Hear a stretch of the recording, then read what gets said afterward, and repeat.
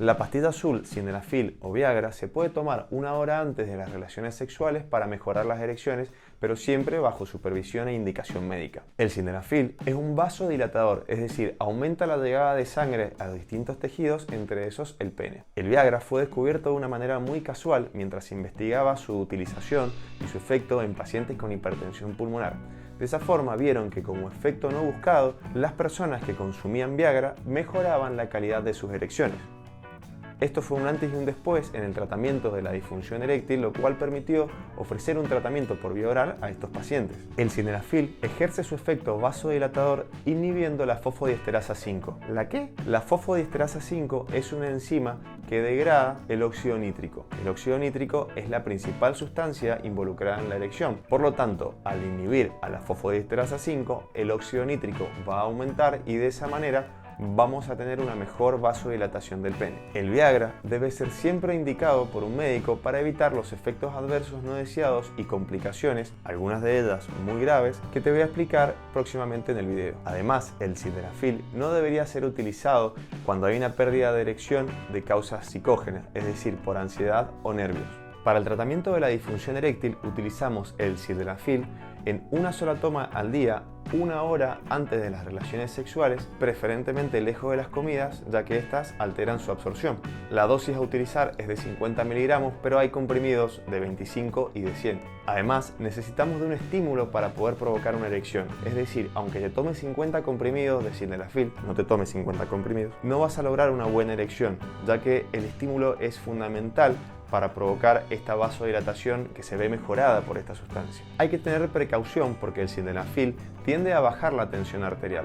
Por lo tanto, avísale siempre a tu médico qué medicamentos consumís y en especial hay que tener precaución con los nitratos. Estos se utilizan en el tratamiento de ciertas enfermedades del corazón y su uso concomitante con el Viagra pueden provocar efectos adversos severos. Por otro lado, si tenés antecedentes de alergias a alguno de los componentes de la pastilla, deberías consultar previamente o evitar su uso. Como te imaginarás, el consumo de alcohol junto con el Viagra se encuentra desaconsejado, por lo tanto, si vas a consumir sildenafil, evita el uso concomitante de alcohol, por ejemplo vino, cerveza, whisky, etc. El sildenafil puede tener efectos adversos graves y severos. Además, en una persona que no tiene buenas erecciones, volver a tener una buena erección va a favorecer de que éste tenga más relaciones. Las relaciones sexuales no dejan de ser un esfuerzo físico importante. Por lo tanto, si la persona tiene alguna patología cardiovascular o algún problema de salud no tratado, esta exigencia física puede traerle también consecuencias. Dicho de otro modo, si yo, que no entreno habitualmente para correr,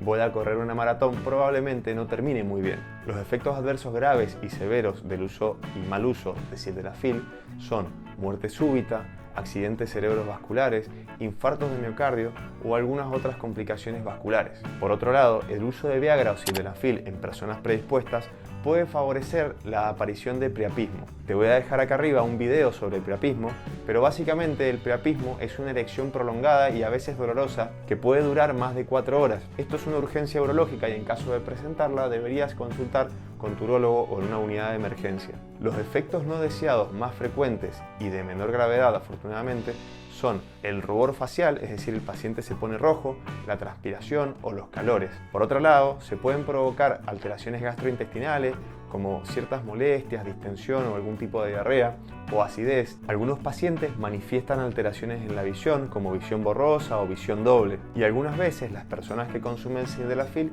pueden tener también dolores de cabeza asociados. Si presentas alguno de estos efectos adversos o algún otro síntoma que yo no he nombrado y te invito a dejármelo en los comentarios, siempre debes consultar con tu médico y evaluar si es necesario un ajuste de dosis o eventualmente suspender la medicación. Recordad que como cualquier otro medicamento, el sildenafil o Viagra tiene una fecha de vencimiento luego de la cual no debería ser consumido. Por otro lado, debes conservarlo a temperaturas menores de 30 grados y siempre lejos de niños y animales.